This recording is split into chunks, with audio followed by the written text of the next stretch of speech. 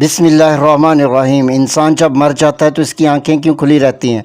आज से 1500 साल पहले रसूल करीम सल्लल्लाहु अलैहि वसल्लम ने इंसान के इस सबसे कदीम राज को कैसे आश्कार किया। हैरत अंगेज़ हदीस मुबारक। हज़रत अबू हुरैरा से रवायत है कि रसूलुल्लाह सल्लल्लाहु अलैहि वसल्लम ने फरमाया, क्या तुम नहीं देखते कि जब आदमी मर जाता है तो उसकी आंखें खुली रहती हैं? सहाबा ने अर्ज़ की, क्यों नहीं? यानी सहाबा कराम आप सल्लल्लाहु अलैहि वसल्लम से पूछना चाहते थे कि फ़रमाइए कि मरने के बाद इंसान की आंखें क्यों खुली रहती हैं।